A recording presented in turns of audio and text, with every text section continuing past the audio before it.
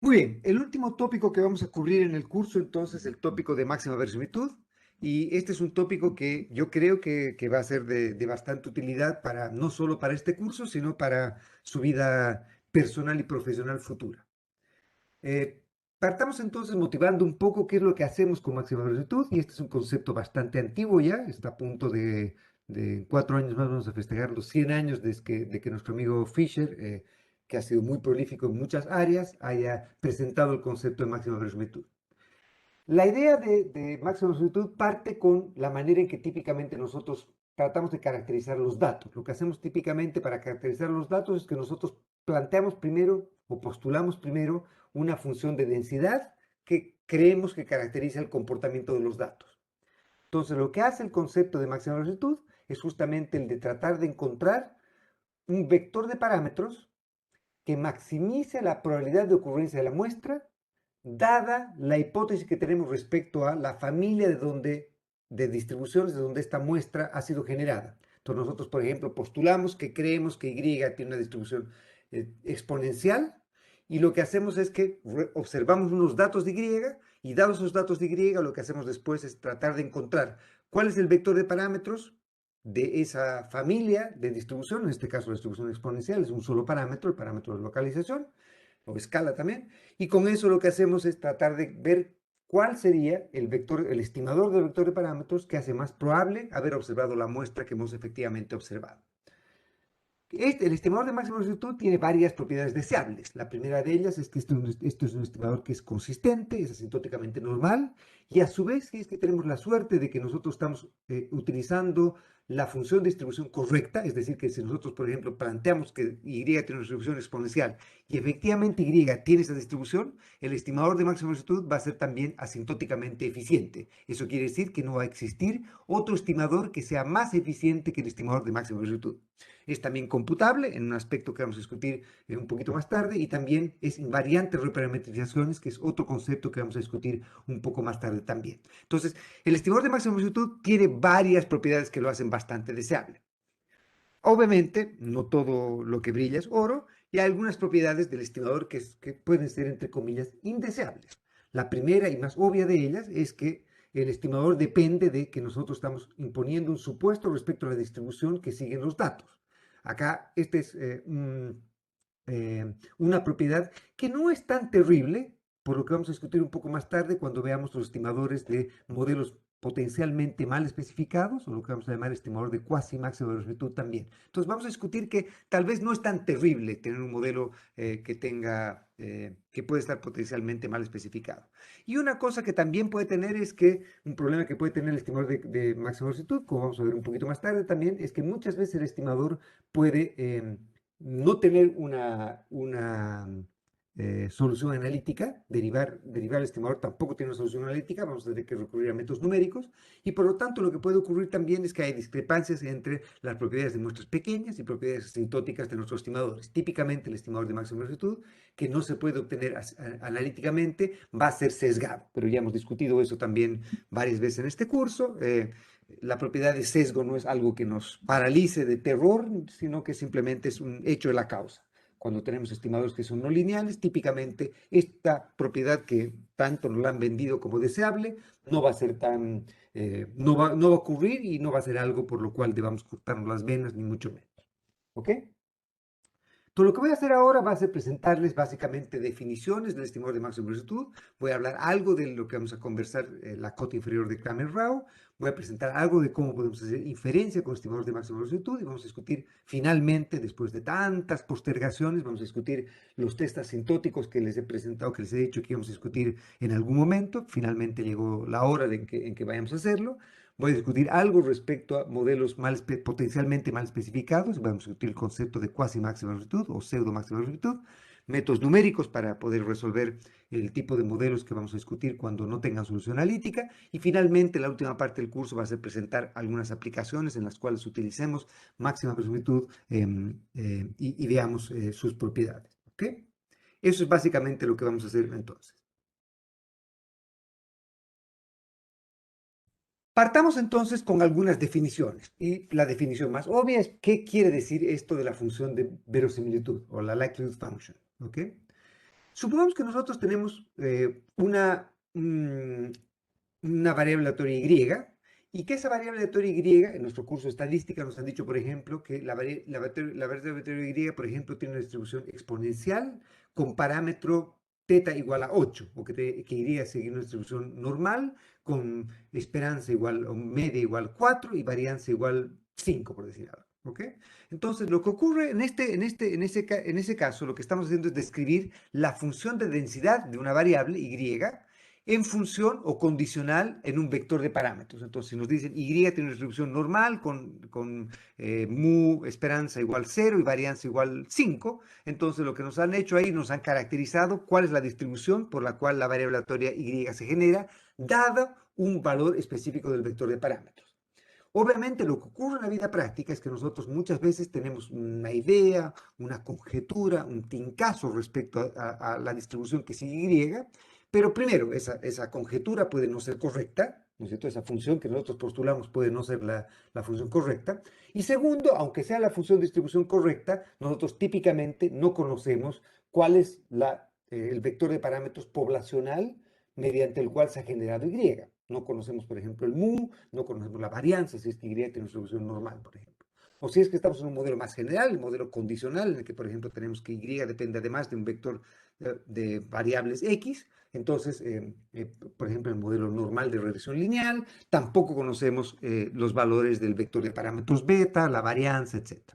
Entonces, lo que ocurre es que en la práctica, nosotros lo que observamos es la muestra, observamos realizaciones de Y, ¿no es cierto? Tenemos T realizaciones de Y, pero no observamos el vector de parámetros, no lo conocemos. Entonces, lo que queremos hacer es entonces tratar de encontrar un estimador del vector de parámetros dada la muestra que hemos observado. Y entonces lo que vamos a hacer es un problema de inversión, se llama. Y este problema de inversión es un problema en el que, a diferencia de cuando estamos en nuestro curso de estadística, que decimos caracterizar la función de distribución de Y condicional o dado un vector de parámetros, lo que tratamos de hacer cuando hacemos la función de verosimilitud es dar la vuelta al problema, revertir los roles. Es utilizar la misma función de densidad que hemos postulado, pero llamar esa función la función de verosimilitud. No es solo que le estamos cambiando el nombre, sino que vamos a cambiarle filosóficamente el rol que la función está cumpliendo. Entonces, ¿cuál es la idea? En estadística lo que nos decían es, tenemos una función de densidad Y condicional en un vector de parámetros dado, fijo y conocido, igual a, yo qué sé, la media era igual a 4 y la varianza era igual a 8, por decir algo, ¿no es cierto? Eso es lo que ocurría cuando nosotros en estadística nos decían, suponga que Y tiene una distribución normal con esperanza 4 y varianza 25. ¿Cuál es la probabilidad de que usted observe una realización de Y menor a tal valor? Entonces lo que ustedes hacían era típicamente, como les decían, cuál es la función de densidad, les decían cuál es el valor de la media y cuál es el valor de la varianza, lo que ustedes hacían era simplemente integraban la función de densidad hasta el valor que les han dicho y con eso decían cuál es la probabilidad de observar un evento en particular, por ejemplo. Entonces habían tenido la suerte de que les decían cuál es la función de densidad mediante la cual se generaban los datos de y les habían dicho además los parámetros, ustedes conocían los parámetros. Si ustedes no conocen los parámetros y ustedes postulan una función de densidad, entonces lo que van a hacer ahora es revertir el problema. Van a decir, ¿qué es lo que yo conozco? ¿Qué es lo que yo observo? Lo que yo observo en la vida real no es el parámetro, lo que yo conozco no es el parámetro, sino es la muestra, es la realización de la muestra. Eso es lo que yo observé. Yo observé datos de Y. Por ejemplo, yo observé la estatura de personas, ¿no es cierto? Y lo que quiero ver es, si yo digo que la estatura de promedio o la distribución de estaturas en la población chilena tiene una distribución, yo qué sé, normal, con esperanza 1,65 m, por decir algo, y desviación estándar 20 centímetros, por decir algo. Estoy inventando esto, ¿no es cierto? Cuando yo hago eso, entonces yo puedo postular el problema estadístico. Pero cuando me dicen, mira, acá tiene una muestra, ojalá representativa, de personas adultas en Chile. Y acá está la distribución de las estaturas de estas señoras. Entonces, hay Pepito mide 1,55 m, Juanito mide 1,83 m, Carlitos mide, yo qué sé, 1,59 m, etcétera, etcétera. Tengo una muestra de Y. Y entonces ahora, si yo postulase que Y sea una distribución normal, entonces la pregunta es, ¿cuál sería el estimador del vector de parámetros, es decir, la media y la varianza, querían más probable que yo haya observado esta muestra de realizaciones de estaturas, de una persona midiendo unos 60, uno midiendo unos 59, uno midiendo unos 80 y tantos, etcétera, etcétera, etcétera. ¿Ok? Entonces, lo que ha ocurrido es que ahora yo he escrito exactamente la misma función, solo que ahora lo que he dicho es que lo que yo conozco, y por lo tanto en lo que yo estoy condicionando, es en la muestra, es en Y. Y mi incógnita, entre comillas, es el vector de parámetros. Entonces, en estadística, lo que yo tenía era que Y tenía una distribución normal, con parámetros tanto y tanto. Entonces, yo conocía los valores de teta y lo que yo hacía era preguntas, a veces no muy divertidas, respecto a cuál es la probabilidad que si yo observo realizaciones de Y, yo encuentre tal fenómeno, por decir algo. Acá lo que yo hacemos es, en lugar de hacer esa conjetura respecto a cuál es la probabilidad que yo observe una muestra, me dicen, acá está tu muestra, acá está la muestra de Y. Entonces, si Y viene de esta familia, de la familia de distribuciones F, exponencial, normal o lo que fuera, ¿cuál debe ser el vector de parámetros que hace más probable que yo haya observado esta muestra específica que tengo de Y? ¿Ok? Y esa es básicamente la función de verosimilitud. ¿Estamos claros? ¿Sí? ¿Todos claros? Muy bien. Lo que voy a hacer ahora también es presentarles un amigo de la función de verosimilitud, que es la log likelihood, el logaritmo de la función de verosimilitud. Y voy a decirles en un minuto más por qué nos interesa y es conveniente trabajar con la log likelihood en lugar de trabajar con la función de verosimilitud, en lugar de trabajar directamente con la función de densidad evaluada de este modo. Lo que hacemos es evaluamos en el logaritmo de esta función. Y eso es lo que llamamos la log likelihood o logaritmo de la función de verosimilitud. ¿Ok?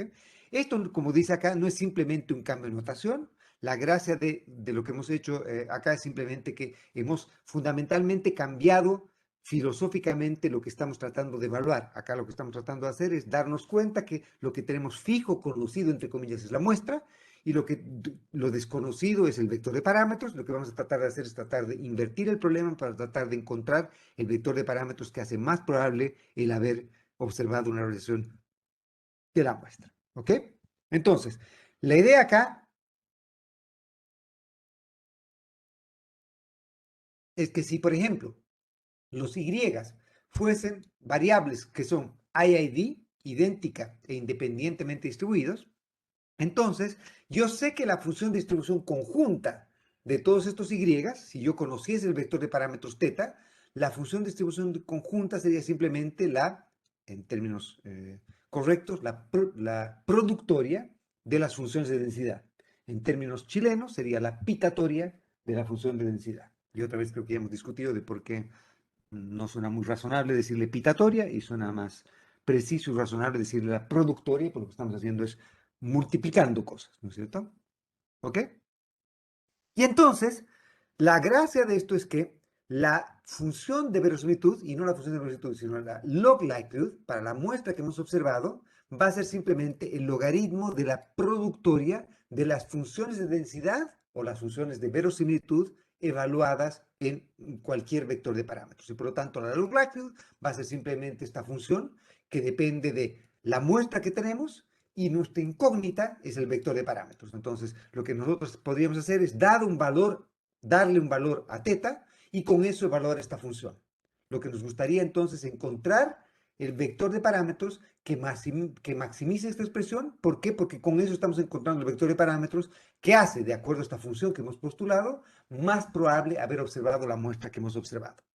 ¿Qué ocurría si es que, por ejemplo, tenemos un modelo en el que Y depende de X? Por ejemplo, un modelo de regresión lineal con los errores que son normales. Entonces, lo que hacemos es simplemente escribir la log likelihood condicional también, condicional en el vector de parámetros, o el vector de variables X también. Entonces, tenemos que Y, la estatura de la gente depende de su, yo qué sé, de la estatura de los padres, de su nivel de de nutrición, de los ingresos, de lo que ustedes crean que depende también de esta cosa, entonces pues, también dependería de esta variable. Y tenemos que encontrar el vector de parámetros que caracteriza la distribución de Y condicional en X cuando no conocemos el vector de parámetros que maximiza la probabilidad de ocurrencia de esto. ¿Ok? Entonces, vamos a partir con un argumento filosófico de por qué lo que tratamos de hacer entonces es encontrar, llamamos al estimador de máxima amplitud como aquel que nos maximice esta función, que nos maximice la log likelihood. ¿Ok? Y la manera en que vamos a tratar de mostrar que efectivamente eso tiene o hace sentido es justamente mostrar este primer lema. Y este primer lema nos dice lo siguiente. Esta cosa acá dice sup, quiere decir supremo, ¿ya? Y supremo sería lo mismo que máximo, o sea, sería maximizar esta expresión, ¿ya? Pero el supremo es algo que es más general que el máximo. Para maximizar típicamente pedimos continuidad y muchas veces pedimos diferenciabilidad. Supremo no requiere eso. El supremo puede ser una función que sea discontinua. El supremo entonces es un caso más general que el máximo, ¿ya? Que maximizar algo. Entonces, encontrar el supremo es encontrar, es un caso particular del supremo sería simplemente el máximo, que sería el caso en el que tenemos continuidad y demás cosas. Entonces, sea teta mayúscula, esta expresión de acá, esta letra de acá, sea el espacio de parámetros, se llama, que sería todo el dominio admisible que puede tener el vector de parámetros que estamos buscando. Entonces, por ejemplo, si creemos que si uno de los parámetros es la media de la estatura de la estatura de la gente no puede ser negativa, ¿no es cierto? La gente puede, entre comillas, hacerse más chica tal vez, pero no puede desaparecer, que sería que su estatura sea cero, y no puede volverse negativa, que sea, no sé, ¿qué sería? No tengo idea, que se clave, que vaya creciendo enterrándose en lugar de crecer hacia arriba, no sé. Entonces, obviamente, en este caso la esperanza no puede ser negativa, entonces estamos restringiendo que nuestra búsqueda del vector de parámetros tiene que ser por lo menos en la región no negativa. La varianza, por ejemplo, tampoco es negativa. Entonces, eso nos está diciendo el espacio en el cual es admisible la búsqueda del vector de parámetros que nos maximice esta expresión. Entonces, lo que nos dice esto es lo siguiente. Si le sacamos la esperanza poblacional quiere decir la esperanza sacada en función de la verdadera función de distribución de los datos. ¿Sí? La esperanza poblacional del supremo de la función de log likelihood, de la función de logaritmo, la función de verosimilitud, escogiendo en cualquier vector de parámetros, es decir, podemos escoger cualquier vector de parámetros que nos maximice esta expresión, ¿ya? Y le sacamos la esperanza poblacional a eso, ¿ya? La esperanza poblacional de la función de verosimilitud evaluada en cualquier vector de parámetros va a ser siempre menor o igual que la esperanza de la esperanza poblacional de la función de verosimilitud si la evaluamos en el verdadero vector de parámetros. Entonces, ¿qué nos está diciendo esto?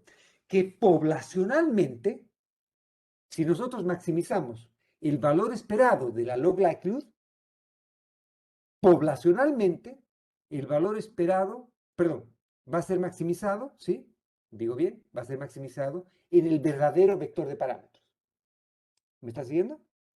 Entonces, aunque nosotros no conocemos cuál es poblacionalmente el verdadero vector de parámetros, poblacionalmente la expresión de maximizar el valor esperado de la longitud va a ser maximizado en el verdadero vector de parámetros.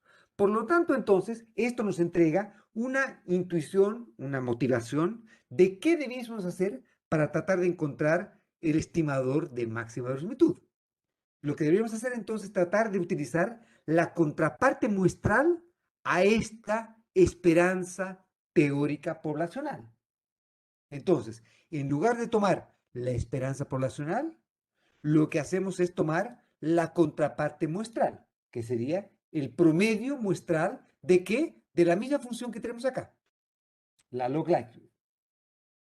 Sabemos que poblacionalmente, es decir, cuando t va a infinito, este promedio va a converger a la esperanza poblacional. Sabemos que poblacionalmente el valor que maximiza, y acá dice el argumento que maximiza esta expresión, debiese ser poblacionalmente el verdadero teta sub cero. ¿Sí? Poblacionalmente. Entonces lo que decimos es, bueno, ¿cuál debería ser? Entonces, si queremos encontrar un estimador consistente de teta sub cero, entonces debiésemos tratar de encontrar muestralmente quién maximiza este promedio. Y el que maximiza este promedio muestralmente es el que vamos a llamar, es al que vamos a llamar el estimador de máxima verosimilitud.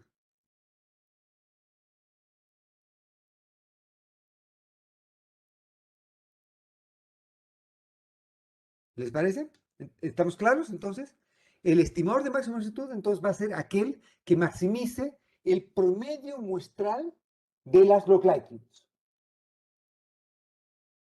en la esperanza de que este promedio muestral debiese converger a aquel valor que maximiza la esperanza poblacional de las log likelihoods, que sabemos que nuestro lema 1 nos dice que sabemos que es el verdadero vector de parámetros. Entonces acá tenemos estos planetas alineándose porque tenemos que nuestro estimador muestral, el teta gorrito, a medida que la muestra va aumentando, va a ir acercándose a aquel valor que maximiza poblacionalmente la log likelihood, que es el verdadero vector de parámetros.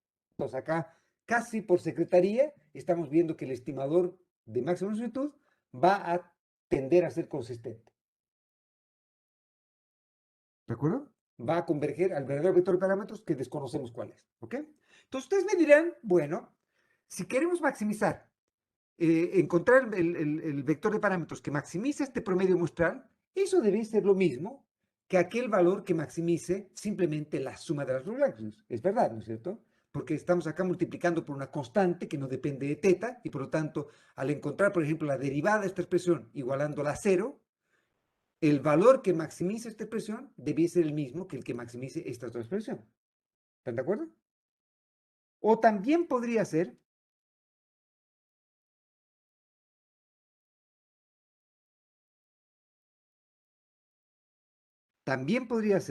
aquel valor que nos maximice la productoria de las log likelihoods. ¿Por qué? Porque sabemos que el logaritmo, aplicar logaritmo, es una transformación monotónica a la función. Y por lo tanto, el máximo de una función expresada en niveles va a ser igual al máximo de la función expresada en logaritmos. El valor que maximice la función en niveles va a ser lo mismo que el valor que maximice la expresión en logaritmos, porque una función monotónica no nos cambia el ranking de las cosas.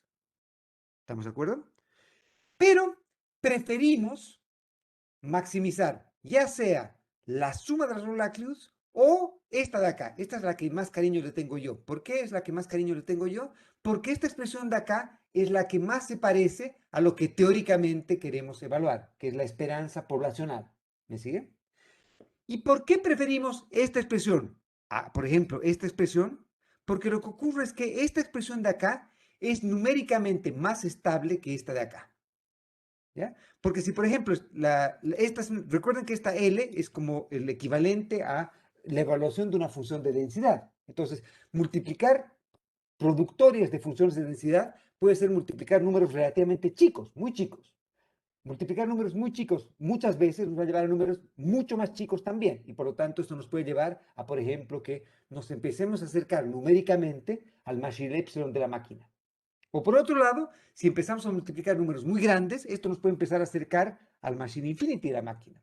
La gracia de esto es que maximizar esta expresión del logaritmo de la log likelihood o el promedio de los logaritmos de la log likelihood van a ser numéricamente más estables y numéricamente más fáciles de resolver que maximizar la productoria de las log likelihood. Y por eso es que preferimos maximizar ya sea la expresión 2 o en el peor de los casos, simplemente la sumatoria de las log likelihoods en lugar de maximizar la productoria de las likelihoods. ¿Estamos de acuerdo? ¿Ok?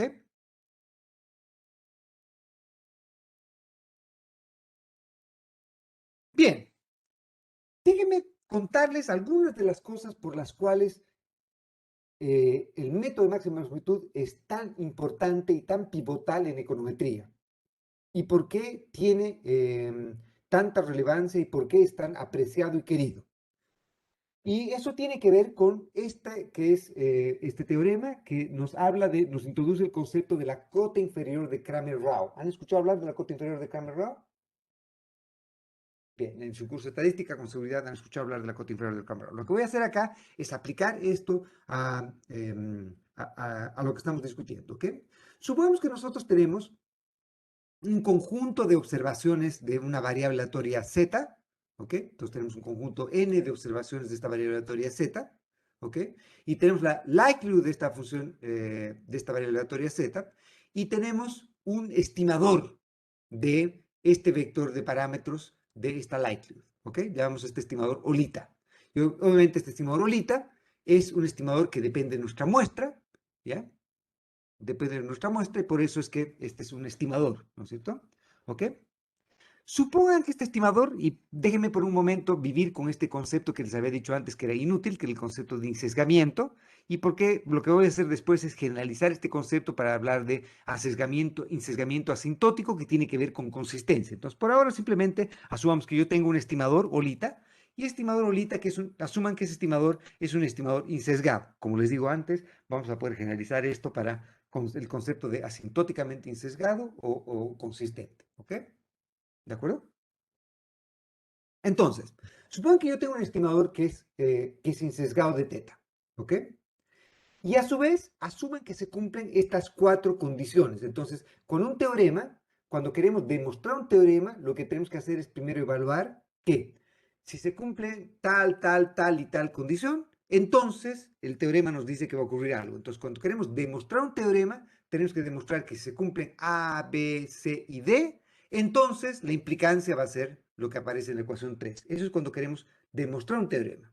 Cuando queremos aplicar un teorema, el juego es completamente distinto, porque alguien ya demostró el teorema, alguien ya demostró que se cumplía A, B, C y D, entonces ocurría la ecuación 3. Entonces, cuando queremos aplicar un teorema, lo que tenemos que hacer es simplemente evaluar si para el problema particular que estamos enfrentando se cumplen las condiciones A, B, C y D. Si se cumplen, entonces sabemos que la condición de la ecuación 3 se satisface. Entonces, aplicar un teorema es simplemente llegar a la conclusión 3 sabiendo que para nuestro problema en particular se cumplen las condiciones A, B, C y D. Entonces, déjeme tratar de decir un poco qué es lo que nos dice el teorema. Este teorema nos dice que si se cumplen las condiciones que ahora vamos a discutir, que son A, B, C y D, entonces va a ocurrir lo siguiente, que la matriz de varianzas y covarianzas de cualquier estimador OLITA que sea insesgado va a ser siempre mayor o igual en sentido matricial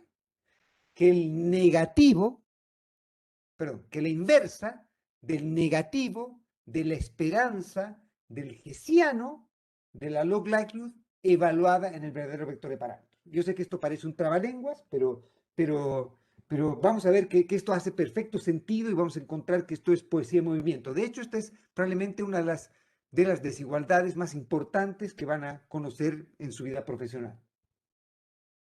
¿Ya?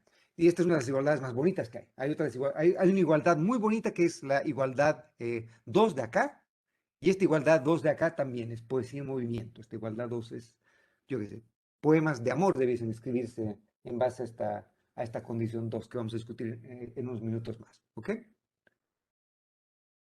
Bien, entonces lo que nos está diciendo esto es básicamente lo siguiente. Nos está diciendo, tomen cualquier estimador insesgado, ¿ok? Cualquier estimador insesgado, y lo que nos dice esto es que la matriz de varianza y covarianza de este estimador sesgado nunca va a poder ser menor que esta expresión de acá.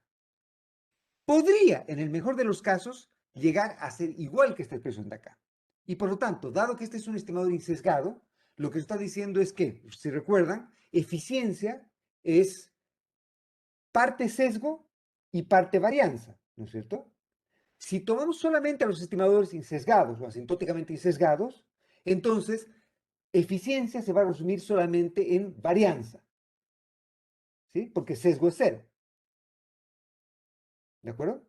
Y por lo tanto, todo lo que me está diciendo esto es que cualquier estimador que sea insesgado va a tener una matriz de varianzas y covarianzas que va a ser siempre mayor o igual que esta expresión de acá. Y por lo tanto, esta expresión de acá es lo que se llama la cota inferior de Cramer-Rao.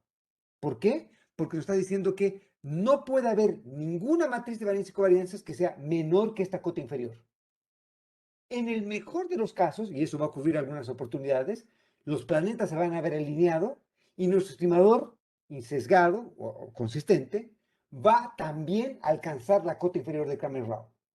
Si alcanza la cota inferior de Cramer-Rao, entonces podemos decir que no va a haber ningún estimador insesgado o asintóticamente insesgado que sea más eficiente que ese estimador. Y de hecho, muchas veces el estimador de máxima longitud va a alcanzar la cota inferior de Cramer-Rao. Y entonces, si vamos a discusión de conversación de colegio, por ejemplo, yo qué sé, y están discutiendo cuál es yo qué sé, el muchacho que es mejor para los golpes en su barrio, entonces, y ustedes alcanzan la cota inferior de Cameron Rao con un estimador, es lo mismo que decir que no hay nadie que lo pegue a este señor. Este señor es el que pega a todo el mundo. Por lo tanto, el Profe, estimador de máxima solicitud va a ser el que va a alcanzar, si alcanza la cota inferior de Cameron Rao, no va a haber otro estimador que lo haga mejor que este estimador. Y la gracia de eso entonces es que podemos parar de discutir. El estimador de máxima solicitud por eso tiene esta gracia particular, que si es que el modelo está bien especificado, el estimador de máxima solicitud va generalmente a alcanzar la cota inferior de Cameron Rao, o por lo menos asintóticamente va a alcanzarla, y por lo tanto no va a haber ningún otro estimador que lo pueda hacer mejor que ese estimador. ¿Ok? Sí, había una pregunta, me parece. sí, que eso, a ver, alcanzar la cuota inferior de Kramer-Rao no es equivalente a que hayamos tenido como una estimación perfecta de los parámetros, ¿cierto? No, no, porque recuerda que lo que estoy diciendo esto lo que está tratando de medir es la incertidumbre que tenemos respecto a algo, ¿no es cierto? Y por lo tanto, no está diciendo que la varianza va a ser cero. El estimador sí, asintóticamente va a ser consistente. A medida que la muestra va aumentando, el estimador va a converger el verdadero vector de parámetros. Pero esta es simplemente una medida de incertidumbre que tenemos respecto al vector de parámetros, ¿no es cierto? Lo que nos dice es que el estimador de máxima amplitud va a hacer que nos dé menor incertidumbre respecto a eso. Va a ser el estimador más preciso del verdadero vector de parámetros. ¿Sí? ¿De acuerdo? Bien. Entonces, vayamos un poco a discutir cuáles son estas condiciones que tenemos acá. La primera condición nos dice esto. Cuando estoy colocando esta E chistosa, esta es la esperanza poblacional de esto. ¿Ya? Entonces, lo que quiere decir es, la esperanza poblacional es aplicar la esperanza a un objeto, pero condicional en la función de densidad evaluada en el verdadero vector de parámetros. Entonces, lo que me dice esto es simplemente, la primera condición me dice, vean lo que dice acá, es la esperanza del gradiente de la log likelihood evaluada en el verdadero vector de parámetros es igual a cero. ¿Qué quiere decir eso? Algo que sería un corolario o una extensión de esta expresión de acá si nuestra log likelihood, por ejemplo, fuese diferenciable. Lo que nos está diciendo es si nuestra función de verosimilitud es diferenciable, la condición de primer orden, la primera derivada, evaluada en el verdadero vector de parámetros, y al sacar la esperanza, va a ser igual a cero. ¿Sí? Entonces quiere decir que teta sub cero va a ser un valor que cumple la condición de primer orden al sacar la esperanza de la primera derivada de la log Lagrange. ¿Sí? La segunda condición nos dice, y esta vamos a derivarla con un poquito más de calma en unos momentos más, nos dice que la esperanza del hessiano de la log likelihood evaluada en el verdadero vector de parámetros va a ser igual al negativo de la esperanza de gradiente por gradiente transpuesto evaluado en el verdadero vector de parámetros. Entonces, esta cosa acá, esta es la segunda ecuación que nos va a entregar lo que vamos a discutir después como las condiciones que nos van a dar, que nos van a garantizar eficiencia asintótica del estimador de máxima resolución. Si es que nosotros tenemos la suerte de que la segunda derivada de nuestra log likelihood en su esperanza, evaluada en el verdadero vector de parámetros, es igual al negativo de la esperanza de la primera derivada por la primera derivada transpuesta, esta expresión de acá, que está en corchetes, también se llama, en inglés le dicen el OPG, el Outer Product de los gradientes, o el producto externo, creo que se dice, no me acuerdo cómo es la traducción en español. Si ustedes se acuerdan cuál es la traducción. Pero bueno, es gradiente transpuesto. ¿Ya? Eso es esto. Es una matriz de dimensión K por K, si es que el vector de parámetros tiene dimensión K. ¿Ok? La tercera condición nos dice que la esperanza de gradiente transpuesto es una matriz que es positiva definida. ¿Qué quiere decir eso? Si vamos a la expresión B, la expresión B nos está diciendo que si esta cosa de acá es una matriz que es positiva definida, evaluada en el verdadero vector de parámetros, quiere decir que el hessiano es una matriz que es negativa definida. ¿Por qué es negativa definida? Porque acá si le colocamos un menos a esta expresión de acá, esto es el hessiano. ¿Me siguen? Y que el hessiano sea negativo definido, ¿qué quiere decir respecto a teta sub 0? quiere decir que θ sub 0 es un máximo de la log likelihood. ¿Me siguen? Porque por la primera parte sabemos que este es cuando evaluamos la primera derivada, la esperanza de la primera derivada en el verdadero vector de parámetros, esa expresión es igual a 0. Para saber si ese es un máximo, lo que hacemos es ver si la segunda derivada evaluada en ese vector de parámetros es o no negativa definida. Y en este caso, las condiciones B y C me garantizan que la esperanza del hessiano es una matriz que es negativa definida. Y por lo tanto, θ sub 0 es un máximo. Y la última es una condición que no voy a pedir que la demuestren ni que la reporten, pero que la voy a presentar en un ejemplo ahora. Entonces, no, esto es algo que no les voy a pedir en examen, no les voy a pedir que lo resuelvan, pero sí les voy a mostrar para qué sirve cuando veamos una aplicación en particular ahora. ¿Ok? Entonces, déjenme, la parte D, déjenmela para que se las presente cuando veamos una aplicación en particular. En el apunte que les he enviado está la demostración de este teorema. Esto es algo que está un poquito más allá de lo que creo que se requiere para este curso y por lo tanto no les voy a pedir que demuestren este teorema, simplemente les voy a pedir que lo apliquen en las aplicaciones que les voy a mostrar. ¿Ok? Entonces, obviamente, si están interesados en ver algo más de esto es algo que típicamente se cubre en un curso de posgrado, la demostración de estas cosas. Entonces, esto lo estoy dejando para aquellos de ustedes que estén interesados en un programa de posgrado y ahí seguramente lo van a ver con más detenimiento esto, van a tener que demostrar este tipo de cosas, etc. Acá simplemente vamos a aplicar esto, vamos a utilizar esto. Y por eso lo único que quiero es que les quede clara la intuición de lo que estamos haciendo, ¿ok? Bien, un punto que tampoco voy a pedir que lo demuestren, que está demostrado en el apunte que les he enviado, pero que tampoco voy a pedir que lo demuestren, es que se puede demostrar que el estimador teta gorrito, el estimador que resulta de maximizar la log likelihood, este de acá, el estimador que maximiza la log likelihood, se puede demostrar que bajo ciertas condiciones de regularidad de la función de verosimilitud va a ser eh, eh, consistente y va a ser asintóticamente normal también, independientemente de cuál sea la distribución de los datos, el estimador va a ser asintóticamente normal. ¿Ya? Y por lo tanto, asintóticamente vamos a poder utilizar esto. Esto lo hemos visto también, por ejemplo, en el caso del estimador de máxima de OLS, ¿no es cierto? Hemos visto que el estimador de OLS era consistente y asintóticamente normal, aunque, por ejemplo, los errores podían no ser normales. Los U's podían no ser normales, pero nuestro beta gorrito era asintóticamente normal. Lo mismo ocurre con el estimador de máxima verosimilitud. Y de hecho, vamos a mostrar que el estimador de OLS es un caso particular de un estimador de máxima verosimilitud. ¿Ok? Entonces, simplemente síganme la historia acá. El estimador teta gorro va a ser aproximadamente, va a tener una distribución aproximada normal. ¿Por qué es aproximada? Porque, como hemos dicho antes, el estimador va a ser consistente. Por lo tanto, a medida que la muestra se va haciendo arbitrariamente grande, el teta gorro va convergiendo al teta sub 0 y esto no converge en normal, sino que converge en probabilidad a teta sub 0 y por lo tanto converge en distribución a teta sub 0 y no hay ninguna varianza ahí metida al medio. ¿Ok? Pero de todos modos, en muestras finitas, la matriz de varianzas y covarianzas del teta gorro va a ser simplemente una fórmula sándwich. Y esta fórmula sándwich tiene por los lados de los panes al inverso del hessiano, esta cosa acá es el inverso del hessiano, este h sub 0 sería el hessiano, y esta O de acá sería simplemente lo que habíamos llamado como gradiente transpuesto. ¿Sí? La esperanza gradiente transpuesto. Entonces, el hessiano es simplemente la esperanza del hessiano, evaluado en el verdadero vector de parámetros, y esta O es la esperanza de gradiente transpuesto. Una cosa que habíamos dicho, si es que se cumple la condición B, la esperanza del hessiano es simplemente el negativo de gradiente transpuesto. Entonces, si se cumple la condición B, va a ocurrir que esta matriz de varianzas y covarianzas, que es una fórmula sándwich, va a colapsar simplemente en la inversa del negativo del hessiano o va a colapsar simplemente en gradiente transpuesto inverso. Y vean que si es que efectivamente esto es así, ¿me están siguiendo? ¿Cómo hemos hecho eso? ¿No es cierto?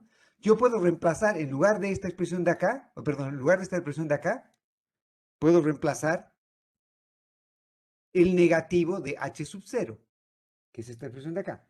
Entonces, si yo reemplazo por el negativo de h sub 0 acá, entonces voy a tener el negativo de h sub 0, se me va a ir uno de estos con uno de estos y va a quedar simplemente el negativo de h sub 0 inversa. ¿Sí?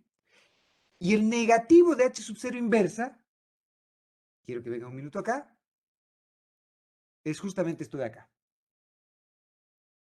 Y por lo tanto, entonces, obviamente acá esto puede parecer magia para ustedes, y tienen razón que sea magia, porque acá no estoy mostrando mucho el truco, no les estoy mostrando cómo hemos derivado esto, les estoy diciendo simplemente que estamos llegando a esto, ¿ya? Entonces, obviamente, como les digo, si quisiésemos, podríamos ir un poquito más, con un poco más de detalle a demostrar cada una de estas cosas. Esto probablemente sea un poquito avanzado para lo que ustedes han visto ya, por lo tanto, simplemente quiero dejarles la intuición con eso. Lo que esto me dice es que si el modelo está bien especificado y por lo tanto se cumple la condición B que tengo acá, entonces va a ocurrir que el estimador de máxima longitud va a tener una matriz de varianza y covarianzas que va a ser igual al negativo del inverso del hessiano, que es justamente la cota inferior de Kramer-Rao. Y por lo tanto, entonces, el estimador de máxima longitud va a ser simplemente aquel estimador que asintóticamente alcance la cota inferior de Kramer-Rao. Eso obviamente ocurre solamente si el modelo está bien especificado. Y eso en la práctica nunca lo sabemos. Por lo tanto, la matriz de varianzas y covarianzas que debiesen utilizar para hacer inferencia típicamente es esta de acá. Y esa es la que debiesen utilizar para cualquier modelo que esté bien o mal especificado. Lo que va a ocurrir es que si el modelo está bien especificado y se cumple que negativo del hessiano es igual a gradiente traspuesto, entonces la matriz de varianzas y covarianzas va a colapsar en esta expresión de acá. Pero como en la vida real no sabemos si eso es así, deberíamos utilizar esta como la matriz de varianza y covarianza. Lamentablemente, casi todos los softwares econométricos lo que hacen es que por defecto asumen que nosotros tenemos la conversación directa con Dios y por lo tanto asumen que se cumple que negativo de hessiano es igual a gradiente traspuesto. Y por lo tanto, típicamente utilizan como estimador de la matriz de varianza y covarianzas en lugar de esta expresión de acá, le evalúan en el teta gorrito. ¿Sí? Entonces sería el estimador de O sería evaluado todo en teta gorrito y por lo tanto con esta expresión llegan a un estimador de la matriz de varianza y covarianzas de máxima longitud. ¿Ok? Pero esto requiere, para que esta sea la matriz de varianza y covarianzas, requiere que el estimador sea efectivamente, provenga de un modelo que esté bien especificado. Si no está bien especificado, entonces esto no va a poder hacerse bien. ¿Ok? ¿Estamos?